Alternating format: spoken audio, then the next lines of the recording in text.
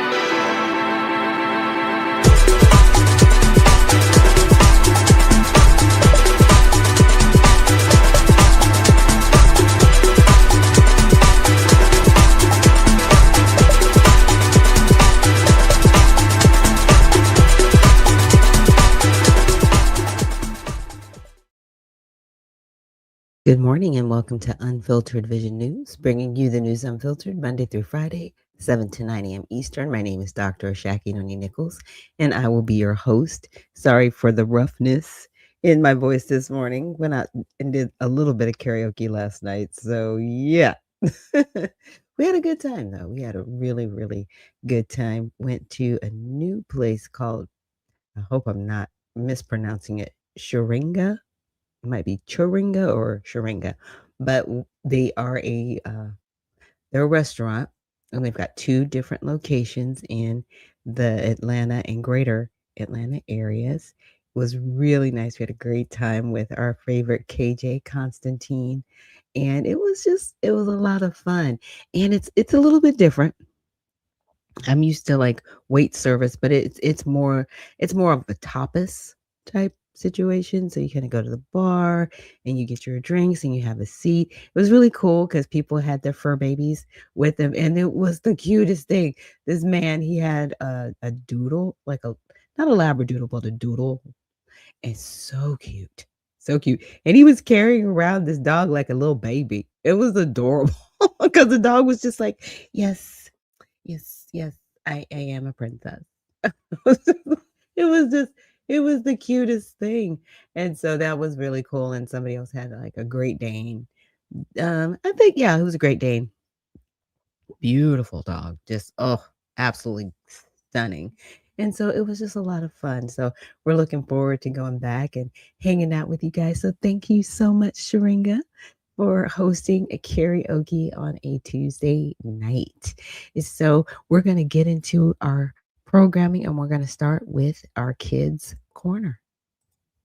Bike, but he kept falling in his small backyard. Frustration filled his face. Barnes's dad knelt beside him, smiling. "It's okay, Barnes. Progress matters more than perfection. Just keep trying." After many tries, Barnes finally balanced for a few seconds. His smile was brighter than the sun. On a rainy day, Barnes practiced pedaling on the porch, pretending to ride through a sunny park. Barnes's friends cheered. "You're doing great, Barnes." Their encouragement fueled his effort. Days later, Barnes rode smoothly around the park, each wobble reminding him of his progress. Sitting by the park pond, Barnes realized progress is what makes every journey worth it. Progress over perfection. Every little step leads to big achievements. Keep going and you'll shine. Yes, progress over perfection, because sometimes we want everything to be so perfect that it actually stops us from moving forward. I remember when I first started my podcast, the camera wasn't as great, right? So I had to get a better camera, and I just remember working with someone, and their whole thing was like, "Well, we gotta have this and yet." I was like, if I'm more focused on the aesthetics, right? How everything looks, I'll never really get to telling people the news and sharing with them, that what is happening around them. And so I wanted to focus more on that. And to me, that's the progress, right? Because perfection is in the eye of the beholder, and none of us are perfect, right? I mean, I've had times when the camera's fallen. I mean, stuff have happened. You guys have fought through with me with the internet not working great, right? When I've even had interviews with different people like the regenerative rancher, sorry, Casey, so sweet. And she just hung in there with me when my internet was going crashing and I had to reboot. And I was just like, oh my gosh, things are just so crazy right now. But you guys have hung in there with me. And so I just want to let you guys know I'm focused on progress, not perfection, because this show is not perfect by any means. I do not have a moderator. It's me, right? I'm producing, I'm coming up with the content, doing everything, switching in and out of videos, but I'm so appreciative of everybody that joins me every day from 7 to 9 a.m. And great news, we are up to 150 subscribers on YouTube. I know that may not seem like a lot to everybody, but to me, it is a wonderful accomplishment, and we've only got, you know, to grow from there. Oh, thank you, Riff. Riff says, "You can do it." Thank you so much. And thank you so much for joining us on YouTube this morning. So now we're going to get into honoring God with our body, just our daily prayer for the day. So, God, please guard our mind and our thoughts. God, help me to fix my thoughts on what is true and honorable and right and pure and lovely and admirable. So I will think about things that are excellent and worthy of praise. God, please protect my ears and help me to listen to your voice. God, help me to be quick to listen, slow to speak, and slow to become angry. God, please protect my eyes from sin's damage. God, I make a covenant with my eyes not to look lustfully.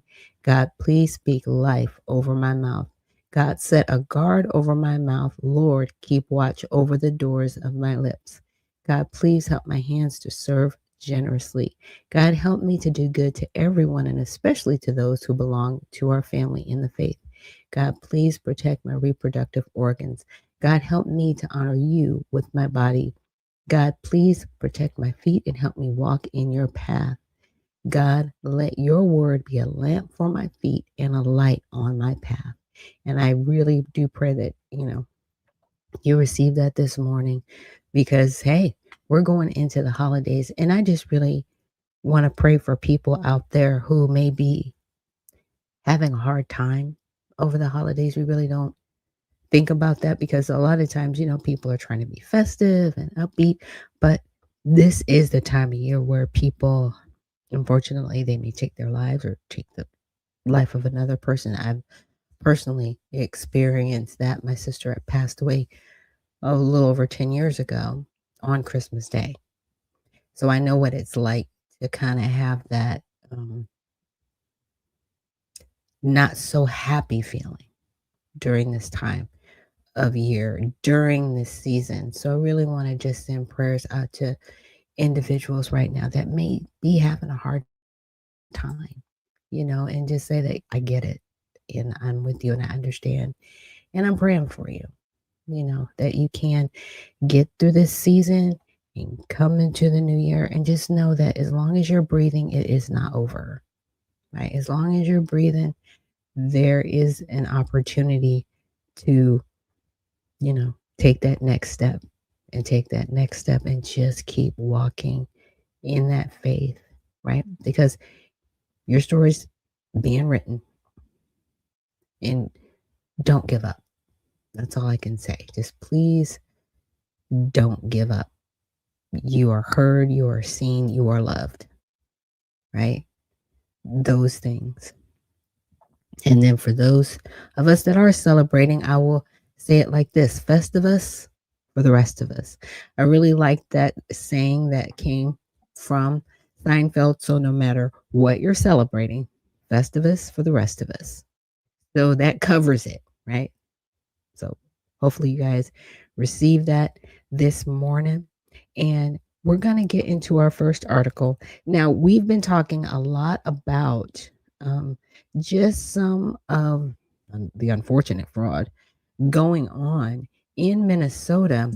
And I came across this video from Fox News where they actually spoke to some of the other mayors because we've been talking so much about Minneapolis, we forget that there are actually other cities in Minnesota that may be, you know, kind of going through it, right? Within their state, within their cities, right? We haven't even considered them. And so this video really kind of just looks at their perspective of what's going on with the level of fraud that's been found out in Minnesota. And I also wanted to clarify the $18 billion number is the amount that had gone out just in, I want to say, how should I say it? Trying to think of the best way to put the terms of services, entitlement. That's where we go. The entitlement programs, right? We're talking about SNAP benefits or TANF or welfare, financial benefits, housing benefits, um, disability benefits, right? So we're looking at those individuals. So that's what was paid out. The claim is that about half of that 9 billion, I'll say up to 9 billion, they're saying may have been a part of potential alleged fraud. Okay, so I just want to lay that out for me. So when you're hearing those two numbers, that's the case. That's the argument. It's not 18 billion, right? It's closer to approximately and allegedly 9 billion, but that's what they're looking at. And there is some new pressure today on Minnesota Governor Tim Walz as the feds say that fraud in his state could total $9 billion, up from the estimate of $1 billion. This thing is just absolutely exploding. We heard the $1 billion estimate a few weeks ago. The magnitude of the fraud in Minnesota cannot be overstated. It's staggering amounts of money that have been lost. But it's not just about the money that's been stolen and wasted. This is a problem that's caused all of us to question what kind of state we live in. So now almost 100 Minnesota mayors have written to Governor Walz and state lawmakers. Quote, fraud, unchecked spending, and inconsistent fiscal management in St. Paul have trickled down to our cities, reducing our capacity to plan responsibly, maintain infrastructure, hire and retain employees, and sustain core services without overburdening local taxpayers. Two of those mayors are going to join us in just a moment. But first to Chief Washington correspondent Mike Emanuel reporting live from D.C. Hi, Mike. Hi, Martha. Yeah, the chairman of the powerful House Oversight Committee is demanding answers. James Comer says his committee is expanding its investigation into massive fraud and money laundering in Minnesota's social services programs. Comer's asking for records from the Treasury and Justice Departments, including suspicious activity reports and interviews with state officials. Comer says honest whistleblowers were ignored. The state employees who were the first to blow the whistle on the fraud, they claim that they notified Governor Walz and Attorney General Ellison years ago. So this has been going on for years. The state employees have been blowing the whistle and alerting the governor, and he's turned a blind eye. With some suggesting the fraud in Minnesota could be as much as $9 billion, Governor Walz says that's an exaggeration. I'll take accountability for it, but what you're seeing here is you're seeing a weaponization. We'll continue to fix it. They're going to continue to come up with numbers that don't have it there, and it's sensationalized. I don't expect anything different from this administration. The letter from those Minnesota mayors notes, quote, our state owes it to our citizens to practice responsible fiscal management and to stop taxing our families, seniors, and businesses out of Minnesota. Chairman Comer says the governor was aware but did not act because he did not want to offend Minnesota's Somali population. Martha? Mike, thank you very much. Let's bring in two of the nearly 100 mayors who wrote to Governor Walz and state lawmakers about fraud. Like most Minnesota mayors, they're nonpartisan when they run for mayor. But Jackson Purfirst from Cross Lake has volunteered for the RNC, and Andrea Zupanicic from Babbitt is running for state Senate as a Republican. Welcome to both of you. It's great to have you with us today. I just want to put up on screen here, this is the $9 billion in Minnesota fraud schemes. So on the left-hand side is what this money was supposed to be for. And we'll go tight on here so you can see it. Feeding children, helping recovering addicts, helping disabled adults. This was during COVID for the most part.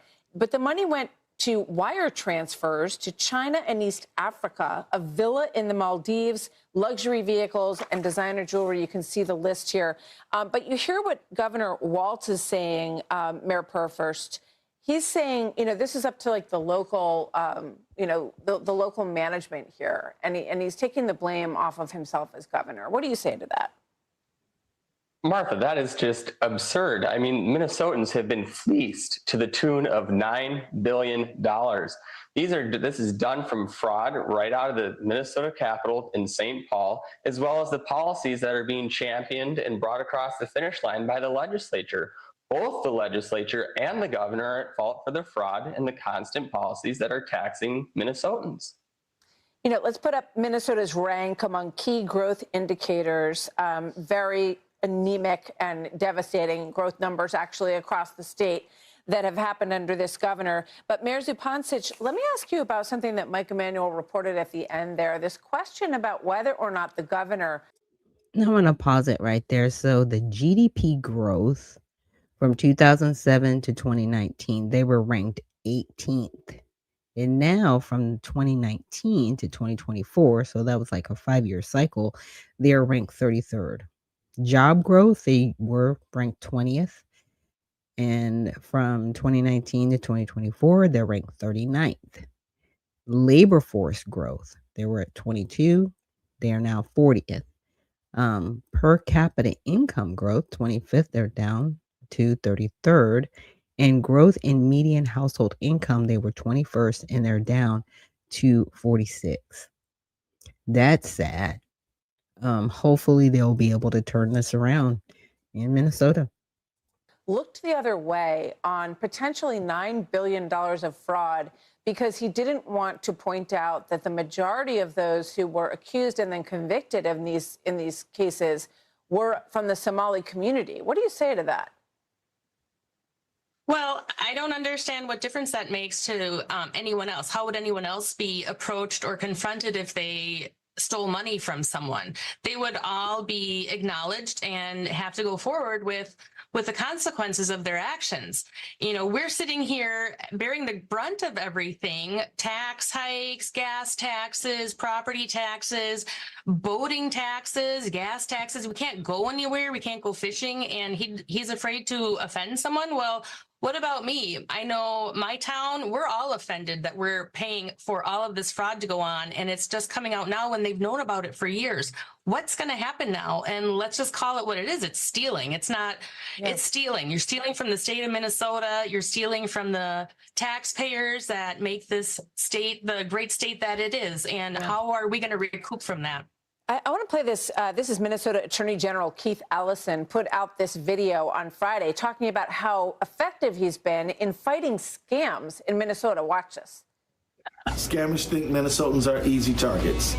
They are wrong. When scammers go after our seniors, students, or families, I step in fast and we shut them down. If you plan to scam Minnesotans, think again. You're stepping into the wrong ring. You know, who thought this was a good idea, Mayor Purfirst? This went out on Friday. You know what, Martha, I really have no clue. I wish that attorney Keith Ellison would get back to work.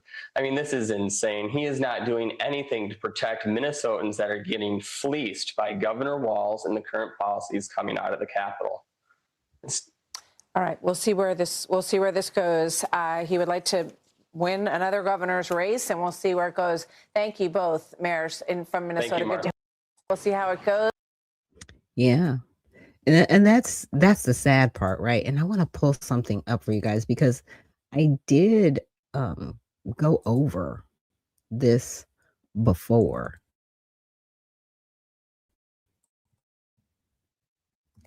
regarding the fraud in Minnesota, and a lot of this fraud was actually happening prior to, um,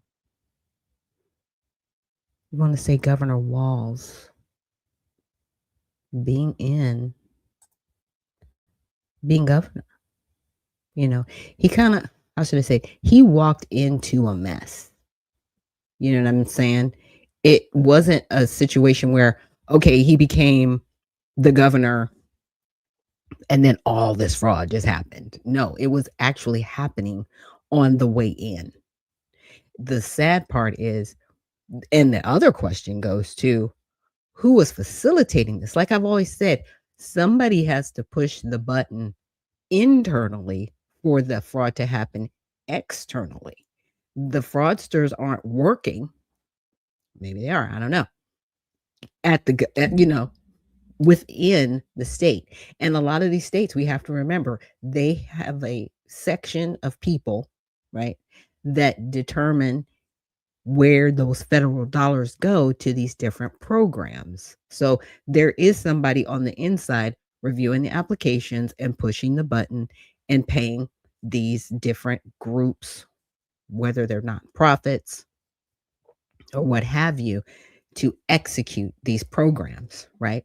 SNAP, TANF, which is your physical money welfare programs. Feeding Your Future, that was a totally different program under maybe the CARES Act or Inflation Reduction Act, right? So that they could expand feeding children that were not going to school, but relied on those breakfast and lunch programs to have food during the day, right? And exposed that. But let me show you the timeline. So here's the thing. It says these schemes often involving fake companies and billing for non-existent services have defrauded over 1 billion in taxpayer funds since early 2020s, right? With roots in pandemic era lax oversight because we were all so upset about what was happening. People were at home, people were working, we were trying to work our way through the pandemic. There was lax oversight because we were just trying to make sure that people were okay. I'll just say it like that. We're trying to make sure that people were okay, right? So many perpetrators are, unfortunately, from Minnesota's Somalia diaspora community, leading to heightened political scrutiny, federal probes, and allegations of funds reaching al Shabaab terrorists in Somalia. The scandal has evolved from isolated cases to a statewide epidemic, with over 78 defendants charged and 59 convictions as of late 2025. Now, I did this search early in December, but see in 2009, early vulnerability, sorry, were identified. So this was pre Tim Walz. Okay, he was not the governor in 2009. And a state report flags risk of the federal child care assistance program, setting the stage for later exploitation. And no major actions were taken. So they knew, right? He was made aware, like on his way in, like, sir, we've got an issue with the fraud that's going on now. But then in 2020, fraud schemes proliferated during the pandemic because, again, there was low oversight, but the money was coming in. So loose federal rules on child nutrition and social services enable fake nonprofits to bill millions for unprovided meals and care. Feeding Our Future alone siphons 250 million. Warnings from DHS to Governor Tim Walz administration are allegedly ignored. So in 2020, he wasn't paying attention to this, nor was his administration, because they lived in fear of, how should I say it? In the best way possible. They were fearful of offending, as the mayor said, offending the Somali population, right? They didn't want to say, hey, we're targeting your community because this is where the fraud is coming from.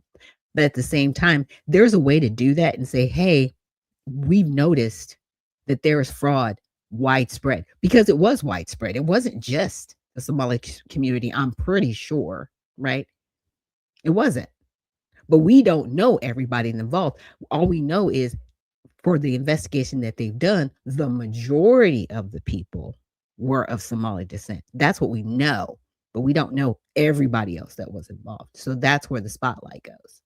So January 2022, federal raids launched a major probe. FBI and IRS raid 20 locations in Minneapolis tied to Feeding Our Future. Initial charges against 5 defendants. Media coverage begins locally. So this stuff was years ago. Tim Walz knew that this was going on. But the question is, what were you doing to isolate this and stop this? You knew. So there is no, well, we're taking responsibility for it. Are you? Are you sure? Are you really?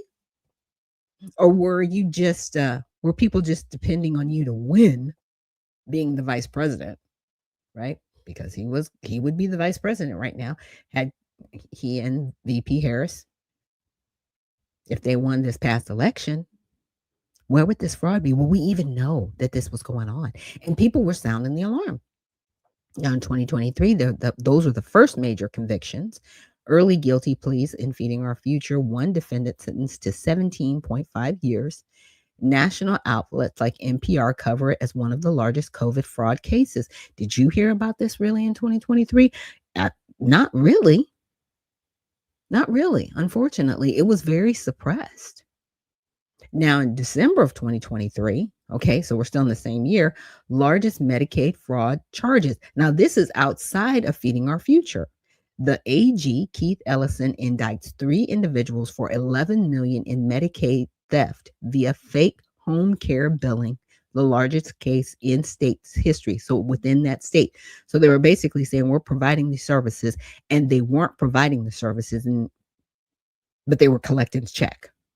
So who, again, there was somebody pushing the button and sending and cutting the check, basically, to this. Who is that person, and why wasn't there more oversight?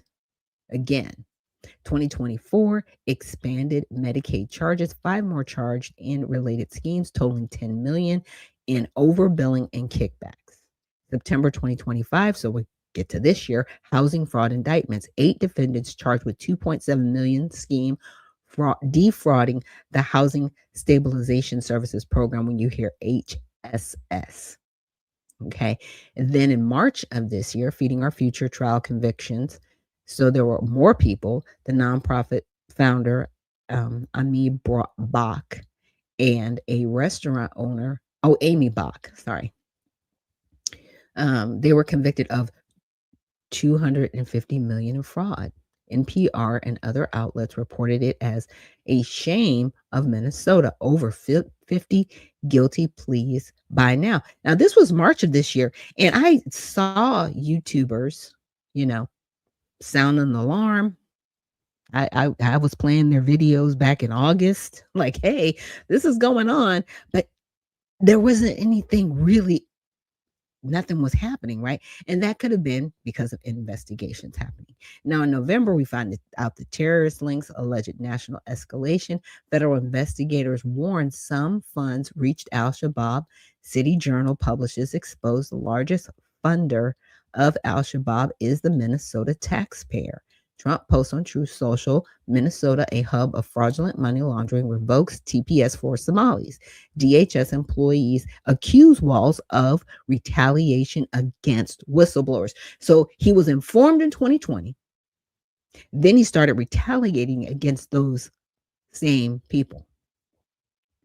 But he wants to stand before us and say, it's being weaponized. We're taking responsibility. Are you? Like, both things can't be true at the same time. You can't be taking responsibility and shutting down the whistleblowers.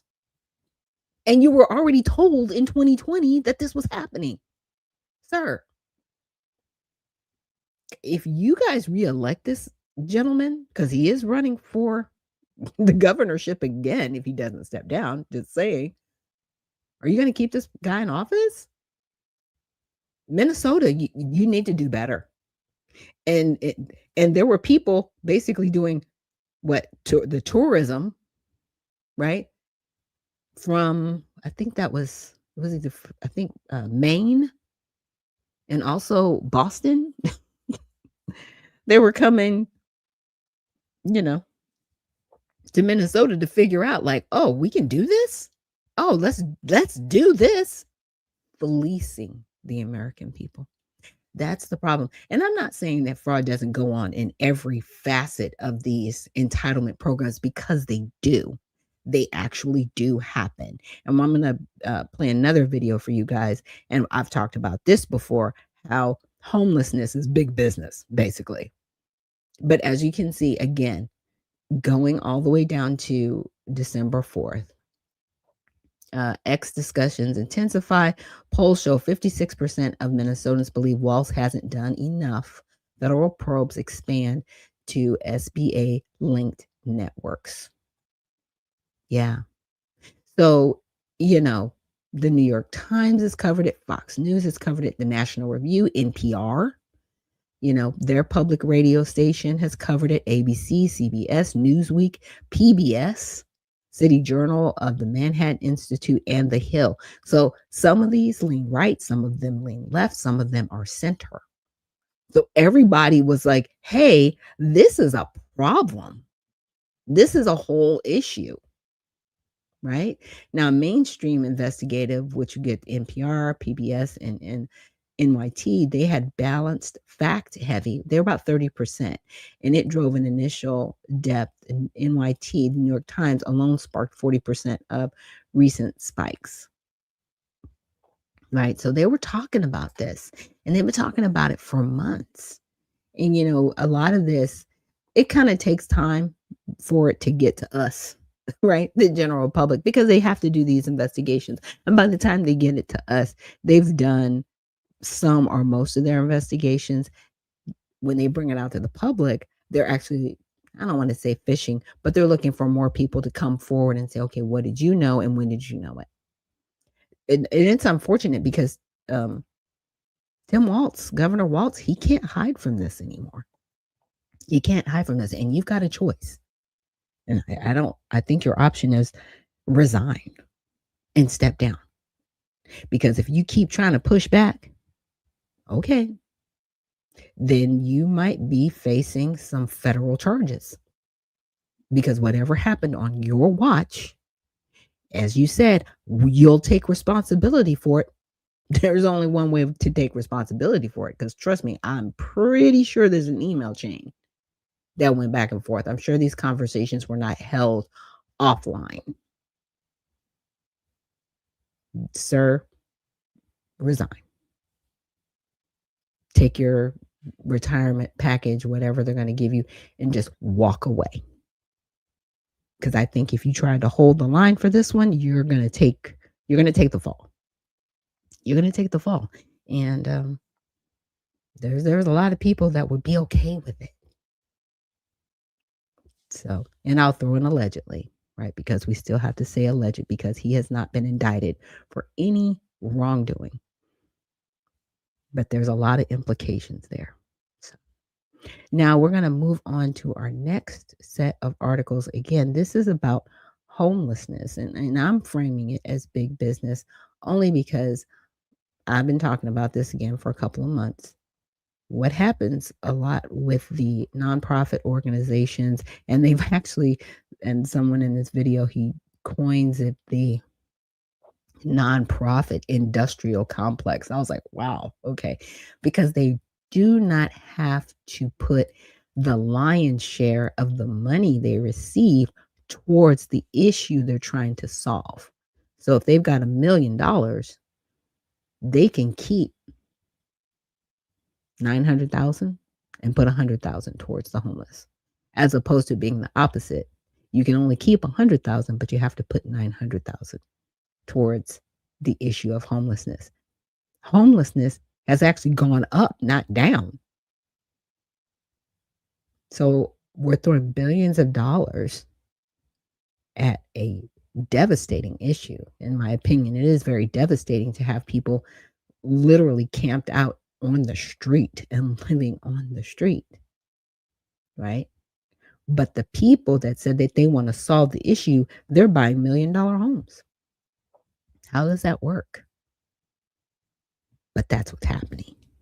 And that's the sad part. $18 billion in Los Angeles alone last year to combat homelessness. You want to know where that money went? That money went to these trash nonprofits who have a bunch of executives making $500,000 a year. You're working for a nonprofit dealing with homelessness. That's my money. That's my parents' money. Okay? That is the hardworking people of California paying incredibly high taxes that go to what? So yeah, I'm sick of it. I'm sick of it. And honestly, just experiencing what I've seen on the ground in California has made me question a lot about left-wing ideology. What's going on, everybody? Appreciate you guys pulling up today. Hit the like button for me on the way in. We got to talk about it, man. We have to talk about what's going on out in California. Obviously, they have a major homelessness issue out there.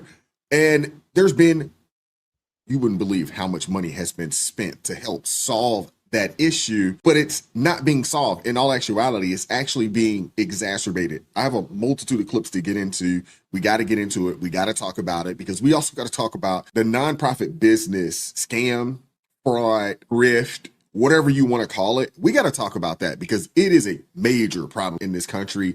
And honestly, I think it is something that needs to be changed, and it needs to be changed ASAP. Will it? Probably not, but should it? Absolutely. Hit that like button, share this video, subscribe to the channel. Let's get into it. $3 billion sent to LA County over 4 years is completely unaccounted for. That's $2.3 billion that could have been used to clean up this or find housing for people who live like this. Taxpayers have forked over tens of millions, if not hundreds of millions of dollars to fix it. And people are stealing it? It's unbelievable. And, it's probably been going on for a very long time, but unfortunately, no one's really looked at it until recently. Before this position, I was in the state legislature, and we would ask a lot of questions about the billions of dollars being spent every year to solve homelessness. And we can all see with our eyes and ears that it wasn't being solved, and the money wasn't going to the people who needed it most. So one of the first things I did after being appointed as the U.S. Attorney here in L.A. was to create the Homeless Fraud and Corruption Task Force. We were starting from the bottom up, and we began brand new investigations with the IRS and the FBI, and it's already culminated in 2 separate indictments, and I can assure you that more will come. In the 2 indictments you've announced thus far, in one case, somebody was taking this money that was meant to build homes for the homeless and spending it on things like tickets to Coachella concert, jewelry, and a Beverly Hills mansion. It's frankly outrageous, and this goes to show when you hand out billions of dollars with little to no oversight, there are people out there that will take advantage, and that's always been our suspicion, is that there's been very little oversight or accountability to the individuals who receive this money. Most of the money goes out to nonprofits or developers who claim they're going to use the money to build housing, and what we saw in these 2 investigations, that's not where the money went, and it was used to pay one individual's American Express bill.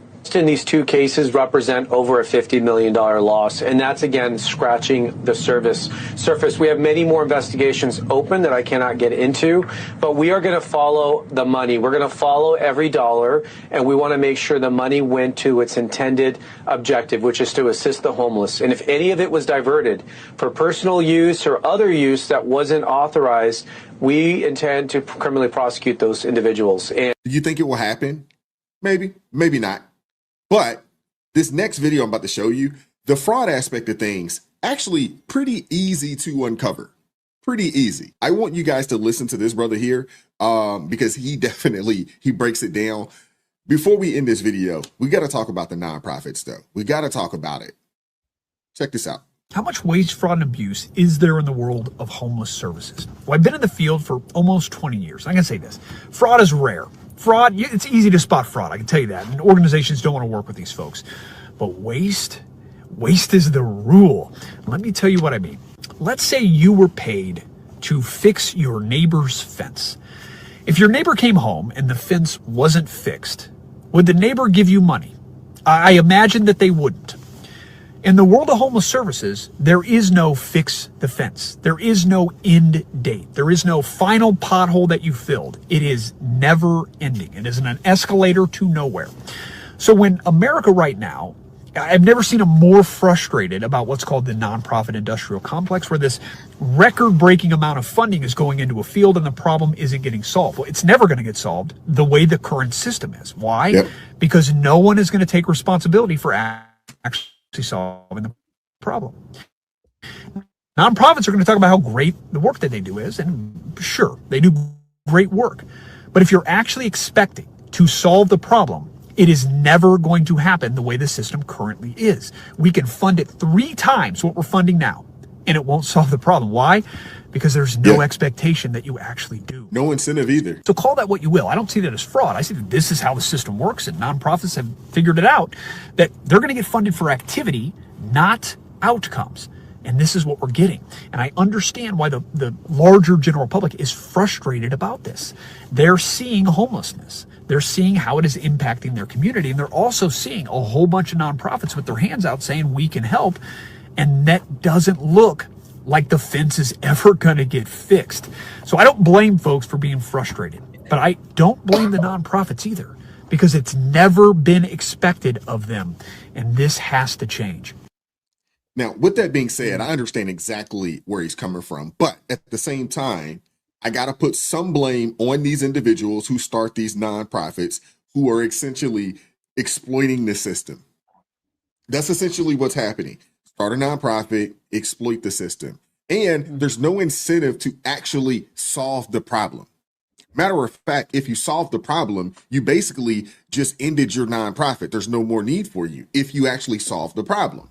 So they don't incentivize these people to actually do their job at a high level, but they incentivize activity towards, even if that activity is just a bunch of nothing that actually solves nothing. But they can showcase, hey, we hired some people, we did do this, we did that. It's just a money grab. Now, what I want you guys to understand and get an understanding about when it comes to nonprofit organizations in the United States of America, I bet you guys didn't know this, but there is no required spend. There's no fixed dollar amount, and there's no requirement to spend a fixed dollar amount on the problem that you are trying to solve. Meaning, you can raise $1 million for, let's say, youth homelessness. Okay, you raise $1 million. You got to hire some people, right?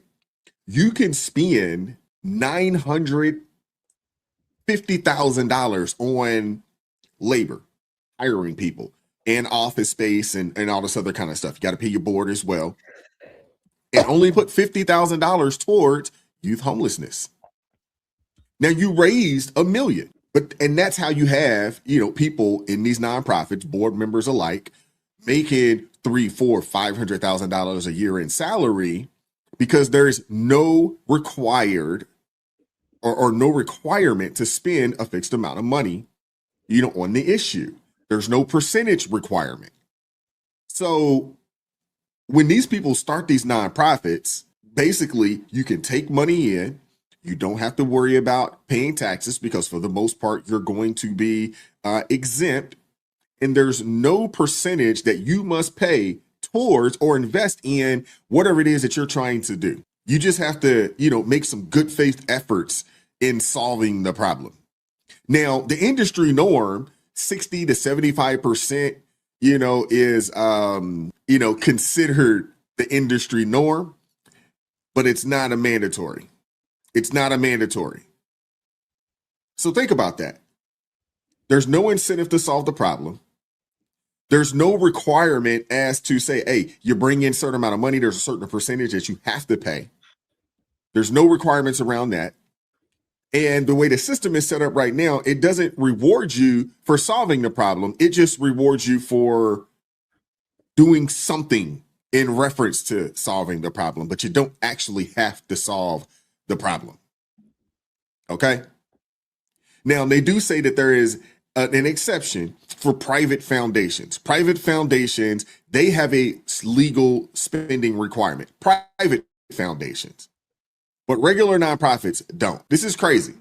And that's why nothing ever gets solved. And that's why everybody and their mama is trying to start one of these nonprofit organizations, because you can bring in money. You don't have to worry about paying taxes. There's nobody to tell you that you have to spend a certain amount of money. There's no real regulations around how the money is spent, who you can hire, how much you can pay those people, and where this money gets funneled out to. There's no regulations around it. It's literally the wild, wild west right now. And that's why everybody and their mama is trying to do this, because it's a cash grab, especially if you can get money from the federal government. This is crazy. This is crazy. It doesn't make sense. If the president could do something about this. Seriously. I'm a big fan of nonprofits, but you got to put some spending regulations around it, or people are just going to take advantage of the system. California spent $24 billion on homelessness. And I wanted to pause it right there just to say thank you for everybody that's joining us on YouTube and X and Facebook, and Sincerely Lawless. Good morning to you too, and happy holidays. Look, the unfortunate part is he is right. You know, people are exploiting nonprofit organizations, unfortunately. Now, there are some organizations that actually do help people. I'm not saying that there aren't those nonprofits that do help people. I've seen them. I mean, I even know people that have nonprofits that do help people. The problem is the ones exploiting the nonprofit organizational system, right, that don't do the work. And we can tell with homelessness, because homelessness has gone up, not down. It's gotten worse, not better. Okay, and that's across the board, just within the United States. And when they count homeless people, they are counting people living in their cars and working. I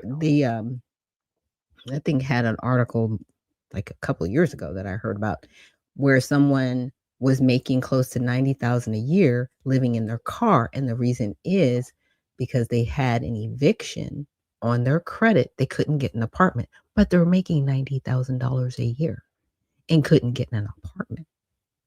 Now that's scary, but they still weren't making enough to buy a house or even a condo, again, because it's a credit issue. So what do we do in those situations, right? It would seem like they could put a nonprofit in place to work and almost be like a backer. You know how veterans have the backing of the VA loans or FHA, and putting in a system to help people sustain, right, their home or apartment, or help them get in. And they have organizations, I want to say it's called NACA, where they help people with low down payments get into a house, right? So there are organizations out there trying to help people. But again, there are other organizations out there exploiting the system. And so this was more so focused on exploiting the system. Now, the president, unfortunately, can't do a lot about what's happening right now, because this goes back to, it's even out of, I don't want to say it's outside of the House and the Senate, because yes, they could put more parameters around the nonprofit organizations and what they have to produce. But see, that money is disseminated to the state level, and further that to the local level, to the county level, to the city level. And they can put programs in place for people using federal dollars, right? Going to an organization that says, hey, we're going to help, we're going to do this, we're going to do that. It comes back to who's monitoring these organizations that say they're going to do the work, and who's really auditing, right? And who's doing the compliance and really holding these organizations accountable. It's truly about accountability. And in my opinion, whenever you're using somebody else's money to do something, yeah, there should definitely be some accountability. And we really don't see it happening. And that's what we need to see happen. There needs to be a transition because I would love to see homelessness go down, especially in California, because it's an epidemic. I mean, I grew up in Orange County, and I remember going back to visit just a few years ago and looking at the basin.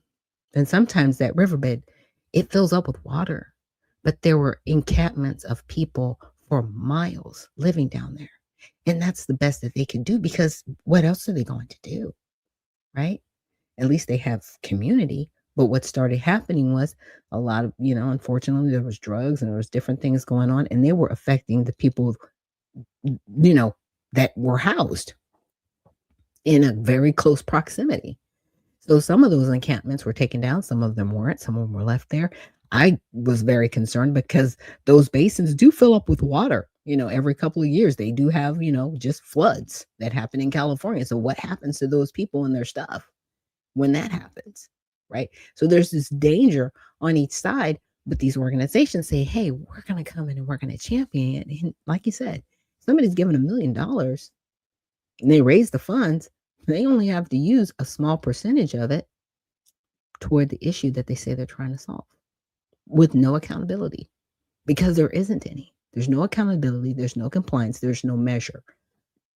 So that needs to be put in place by the people that actually disseminate to the program, right? That's where it has to be. It's like if I'm going to give you $1 million to solve an issue, and I see you're spending at least like $900,000 on just administrative costs, I'm going to ask, like, why are you spending so much in administrative costs and not spending it on the people that actually need the services? That would be my first question if I'm giving you this money. But see, that's not what's happening. And that's what needs to change. $4 billion. You know what happened? The homeless population went up. More tents, more encampments, more people dying on the streets than ever before. So I started asking, where did the money go? Because now LA is under federal investigation for homeless fraud and corruption. Even though the developer received all the money from the state, the developer did not complete the construction. Yesterday, I showed you $54 billion in California welfare fraud, no accountability. Today, it gets even worse. The homeless industrial complex exposed. Let me show you the receipts. Let's play a little game. Now he said $54 billion in welfare fraud. Okay, that is like eclipsing what's happening in Minnesota. But again, it's a larger state.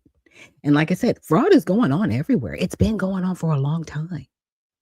So when we're just zeroing in on the Somali community in Minnesota, it's like this is happening everywhere. This isn't just there. It just seems it's a lot larger because it is a smaller community, right? And it's such an exorbitant amount of money. I think individuals of Somali descent may make up approximately 200,000 people within the United States, and that's everywhere they are. Seattle, Georgia, Minnesota, which has the largest population.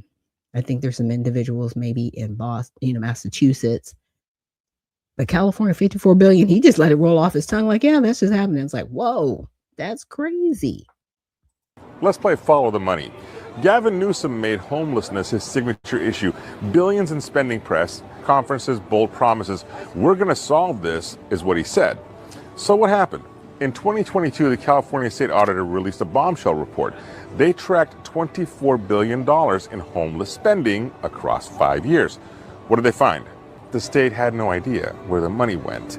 No tracking system, no accountability measures, no way to measure if any of it actually worked. $24 billion in tax money on the homeless crisis, and they are just beginning to audit the programs. $24 billion taxpayer dollars, and they couldn't tell you if it helped a single homeless person off the streets.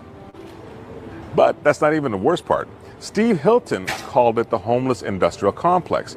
Here's how California homeless spending actually works. And it just keeps getting worse, Pete. Right, Trace. 3 data points. California is 10% of the country's population, 30% of the country's homelessness, and 50% of the country's what we call unhoused homeless, those who are living in these encampments, those who are living on the street. This is a real policy failure, and it starts with the governor as well as our mayors here. The state gives billions to counties, counties give it to cities, cities give it to nonprofits, nonprofits give it to subcontractors. And somewhere along the way, the money disappears. Administrative costs, executive salaries, consultants, conferences, overhead. Everyone gets paid except the people sleeping on the street. California Underground reported that Los Angeles spent over $800,000 per homeless housing unit. $800,000 for a single unit. Now, you know what you could buy for $800,000? A house, an actual house. But they spent it on one unit, and the homeless population still went up. And here's what makes this criminal. Now, the feds are involved. LA is under federal investigation for homeless fraud and corruption. The FBI is asking the same question we've been asking. Where the hell did the money go? This isn't speculation. LA City Council members have already gone down. Bribery, fraud, corruption exposed. If the powerful and privileged in this city can violate the law with impunity, what does that say to the rest of us in Los Angeles? The homeless money was a slush fund, pay to play. Contracts going to connected developers, consulting fees going to political friends. California Underground covered it. 253,000 people watched the video because they knew something was wrong. Now here's the scheme. Developer donates to politician. Politician approves homeless housing. Developer gets the contract, charges $800,000 per unit, builds almost nothing, and everybody gets rich. The homeless person, well, he's still on the street. Stay tuned because it gets even worse. It's not just in Los Angeles. San Francisco down the street spent $1.1 billion on homelessness in 1 year. One city, $1 billion. Homeless population? There's poop maps to prove it's still growing. Sacramento, San Diego, Oakland, same story everywhere. California's homeless crisis is exposed everywhere. And still, no statewide investigation, no accountability, no consequences. Yeah, that's crazy, man. That is crazy, crazy work. When you think about the amount of money that they've spent just on homelessness, the unhoused. That is crazy. What do you think we're going to find if they ever submit to that SNAP audit? How much fraud, how much waste do you think we're going to find there? Oh my goodness. That's why they're suing. That's why they're suing, because they do not want the American people to know how poorly ran that state is. They don't want the American people to know how bad off the stronghold, the liberal stronghold, the Democratic stronghold of California actually is. It seems like everywhere that these people are in charge, it's a hot daggone mess, man. I want to hear from you guys in the comment section. Hit the like button. It is a major problem. Yeah, so really grateful for that recap by Righteous Perspective.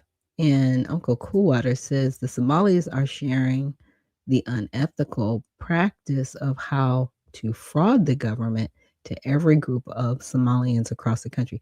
And that's unfortunate because they talked about fraud tourism and how other ethnic groups outside of Somalis, because the individuals that were found guilty, I want to say it was either Maine or Massachusetts, they were of Haitian descent. So they weren't even of Somali descent. But again, these are individuals from other countries that do not share American values. And you kind of would ask, like, why are they doing this? Because a lot of these individuals were brought into our country and they were not vetted. If you are a refugee from another country, and I will use Somalians as an example, they're not vetted. So you don't know if they have criminal records. You don't know if they are people who align with American values, right? They are bringing their value system here, and they exploited the welfare system, right? But again, it's happening in California. 54 billion eclipses 9 billion. Sorry, it's 5 times the amount. I'm just saying it is. But we're not looking at that. We're not looking at that part. And Dyslexia says, why can't there be a budget online in real time? Let's see when and where the money goes. It's the House of Glass. It is because the NGOs or nonprofits, right? Because you've got nonprofits and then you have what they call non-governmental organizations. That's where the NGO comes in, right? Because they're not governmental organizations. So they could be nonprofits, right?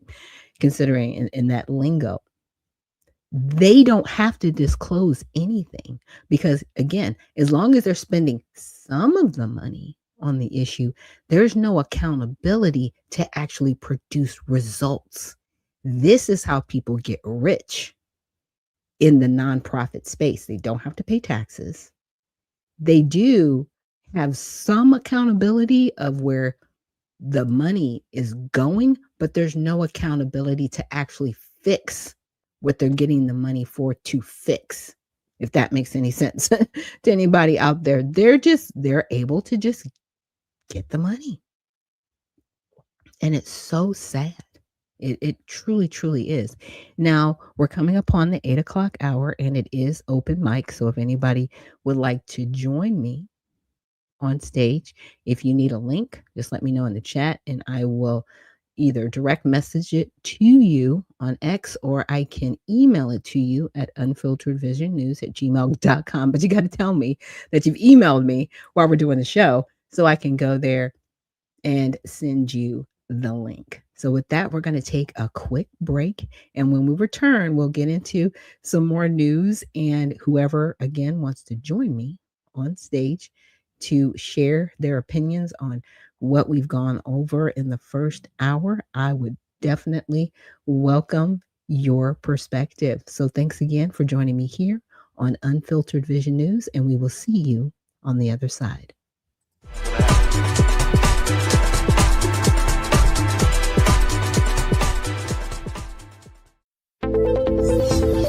The browsers of today are broken. They've been overtaken by a barrage of sneaky and annoying ads, trackers that follow your habits, and cookies that build profiles, and all sorts of other internet clutter that's taking precedence over the content that you want to see. In fact, these useless bytes can take up to a whopping 50% of page load times, with a third of it anxiously trying to learn more about you. To make matters worse, some ad blockers are even letting ads through when large advertisers pay them. But do you really want a leaky ad blocker? It's because of these very reasons that we developed Brave, a new browser that kicks internet crud to the curb and makes it faster, safer, and better to surf the web than your current browser. With Brave, everything you need is built right in. We integrated technology that automatically blocks trackers, annoying ads, and shields everything that can cramp your style and destruct your privacy. With it, you can expect increased speeds nearly 2 times faster on laptops and up to 4 times faster on mobile. And unlike any other browser, Brave allows you to support your favorite publishers with automatic micropayments, so it's a win-win for you and your favorite sites. To top it all off, Brave is open source, because we truly believe it's our web and we need to fix it together. So ask yourself this question: do you want a web browser made for the internet of today? If so, try Brave. It's faster, safer, and ad-free.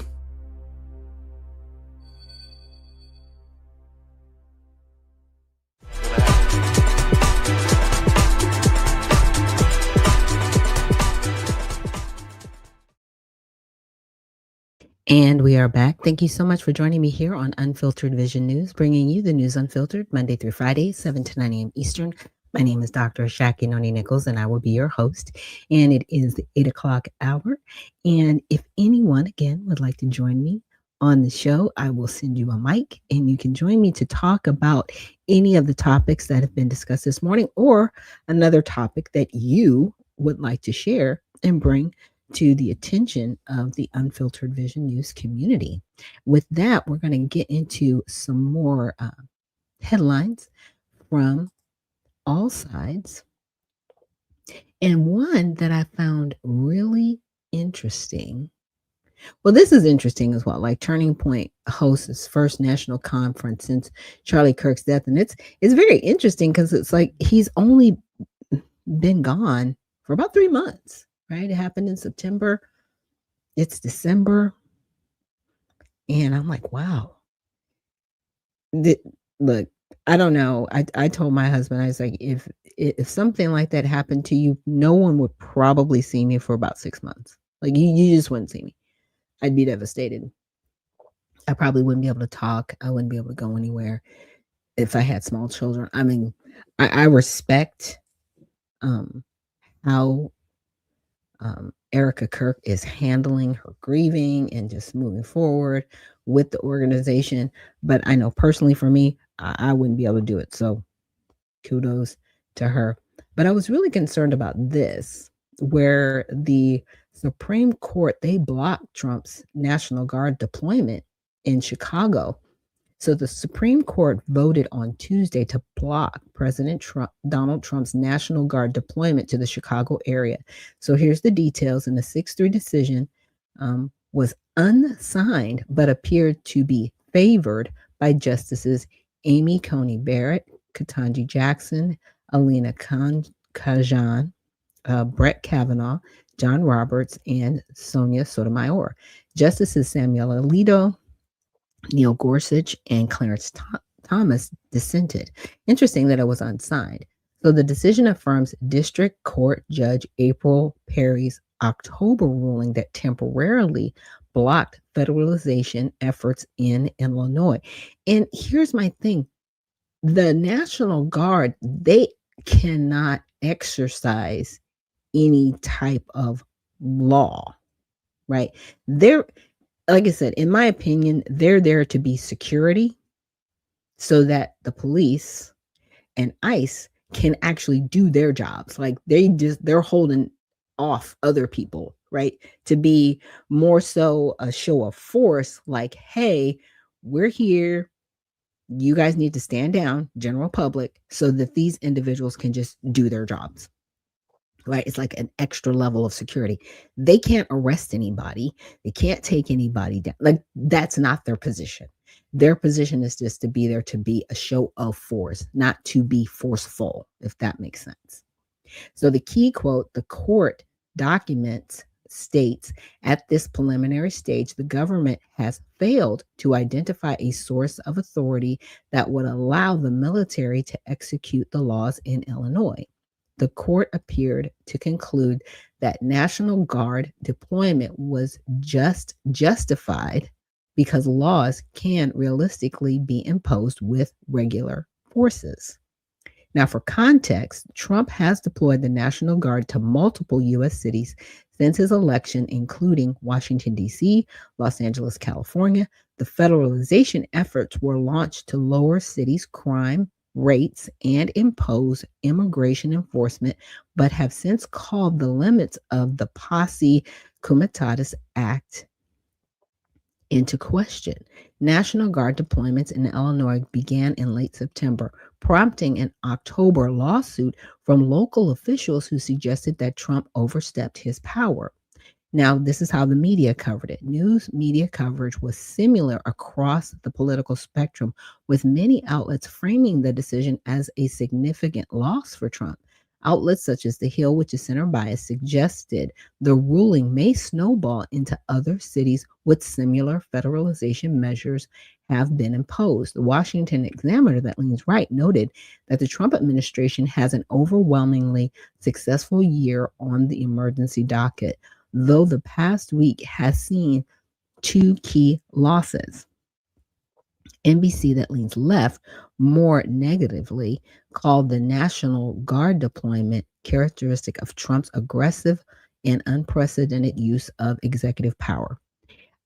In my opinion, again, the National Guard was pretty much just being used as a show of force, not that they would be forceful, if that makes any sense. Like that's not their job to put their hands on anybody, tackle anybody, take anybody down. It's just like, oh, the National Guard is here. We need to be on our P's and Q's, right? So that the police and ICE and anybody else that's there can just do their jobs.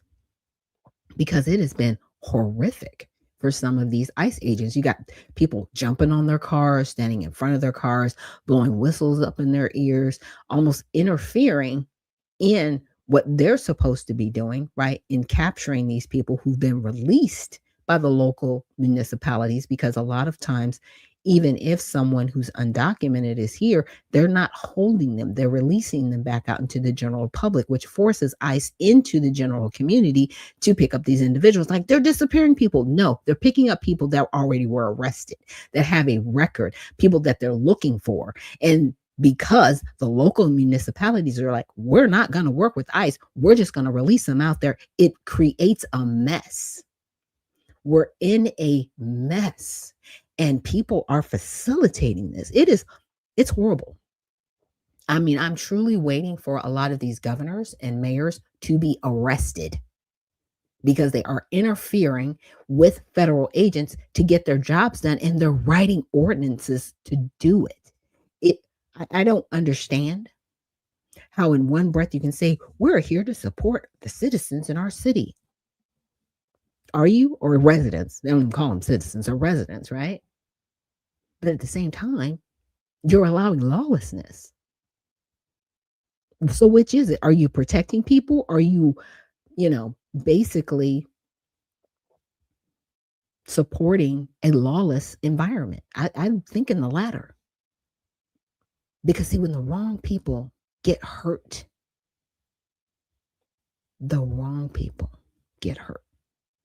then it's like, oops, I guess we should have, put that person in jail.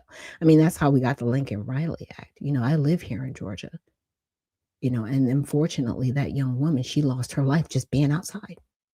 She was at college, she was outside, and this person that took her life, not only was he a fugitive from another state, because he started somewhere before he went to New York let him go, and then he came down here to Georgia. That's how we got the Lincoln Riley Act. Because someone who's undocumented, who is a criminal, who's here on our soil, who wasn't deported, because there were laws supporting people here that are non-citizens, that are actual criminals, right? Saying, hey, you can't lock them up, you can't put them away. They're being allowed to still commit crimes. And Tish says they're picking up non-criminals and good people. Well, yeah, they may be good people, but their intentions aren't great. Because here's the deal. If you interfere with a federal investigation and federal activity, it's called Title 18, Section 111. You can look this up. I've covered it on my show.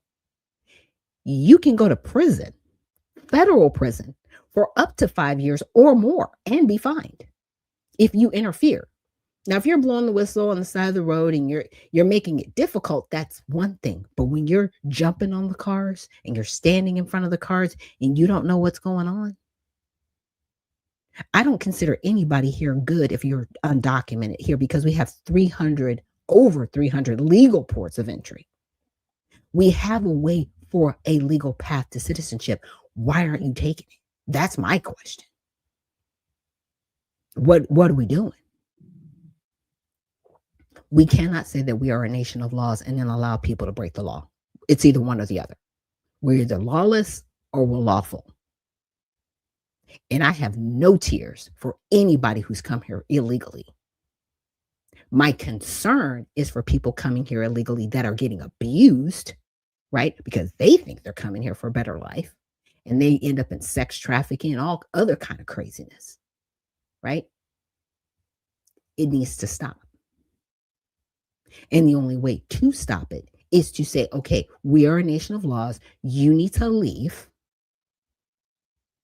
so that we can become a better country. We cannot become a better country allowing lawlessness. It doesn't work. Imagine your own household. Okay. People in your house, they're just running amok. You're like, look, you need to calm down. We got stuff to do. You cannot just run around and do whatever you want. Let's just say. Okay. But then you let a few of them still run around. doing whatever they want to do, but you've got like the majority of the people like calm down. The majority of the people are going to be like, why are you allowing them to still run around and do whatever they want to do? Why aren't they abiding by the rules just like we are? Yeah. It takes a different perspective when it's in your house.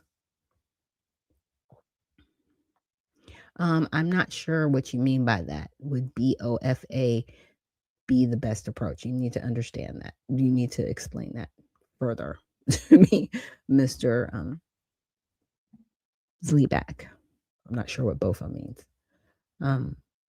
But now, there are talks of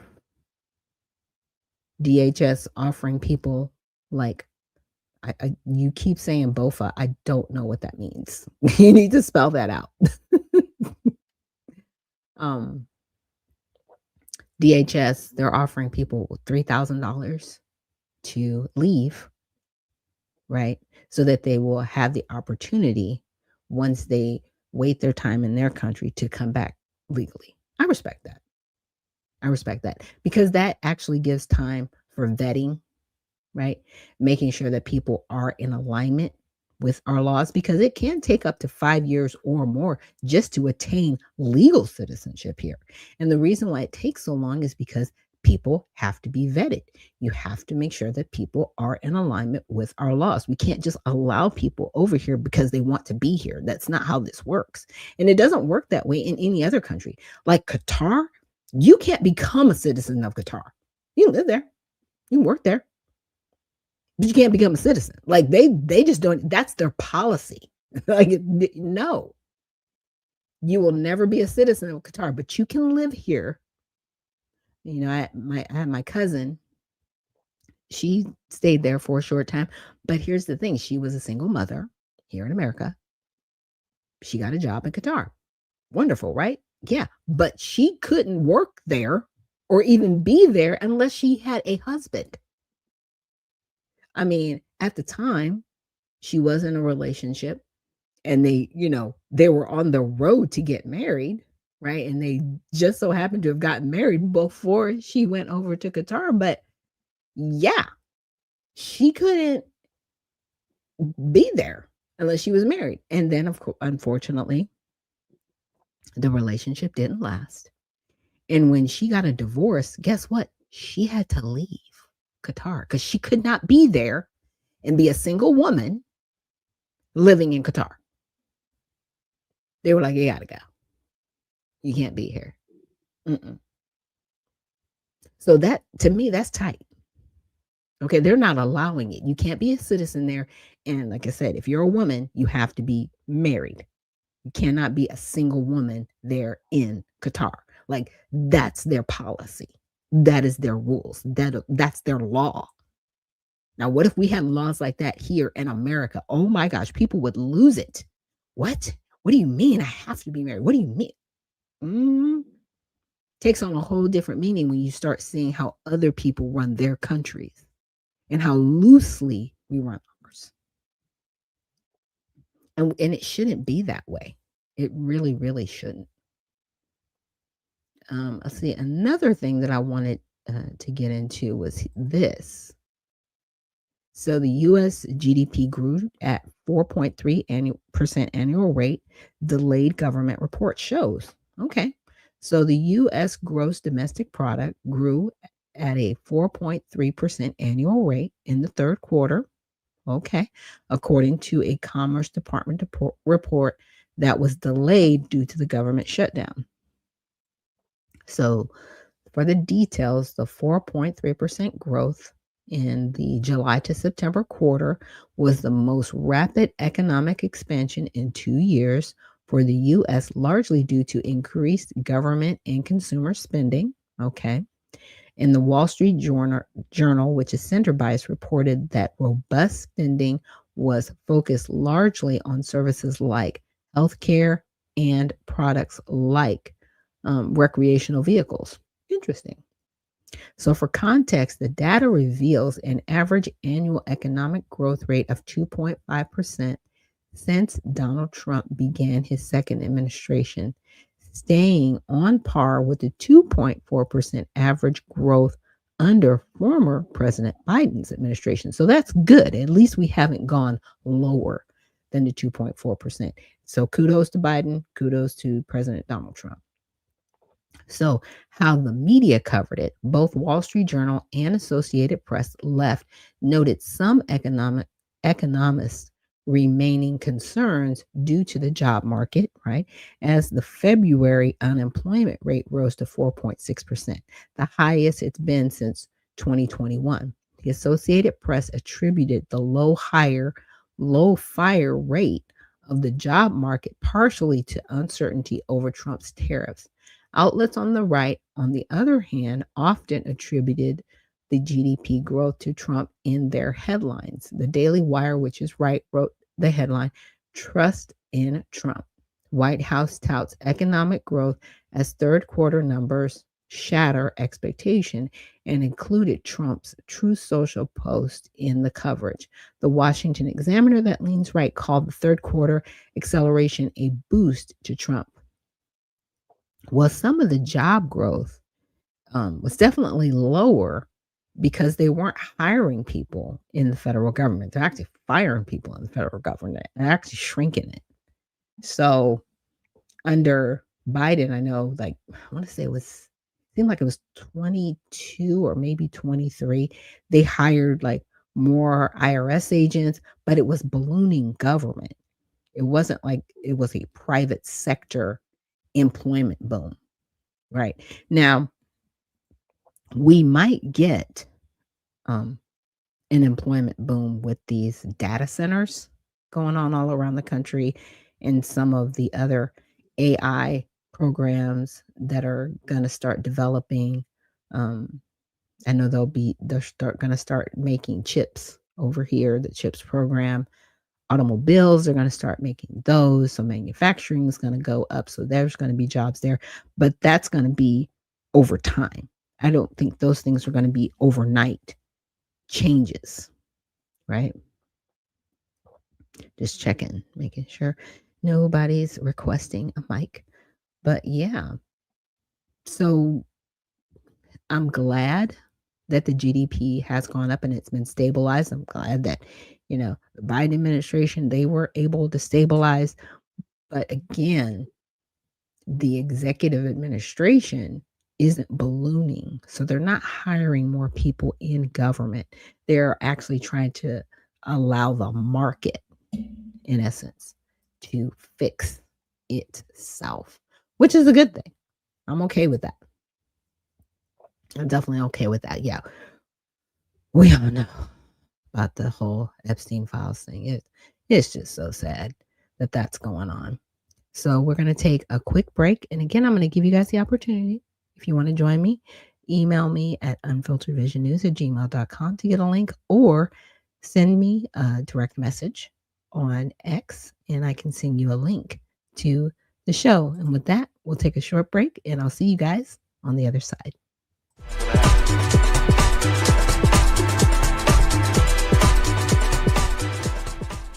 At All Sides, we believe unbiased. At All Sides, we give bias ratings for hundreds of media outlets. By freeing people from filter bubbles and providing different perspectives, we can all be better equipped to understand the world and each other. So how do we do it?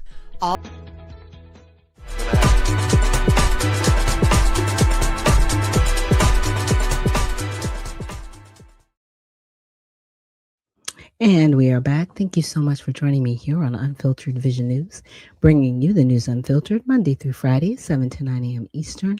My name is Dr. Ashaki Noni Nichols, and I will be your host. So today will be our last broadcast of the week. We're going to celebrate Christmas and the day after Christmas, and next week is going to be a short week as well. But I do have a great announcement. I will be launching an app on December 26th, the day after Christmas. I'm really excited about that. And you'll be able to view the long form content like this. And I'll be making other long format content videos that you won't be able to see just online. They will be private only to those of you that subscribe to the app. So I definitely want to get a pulse, as they call it, the pulse check.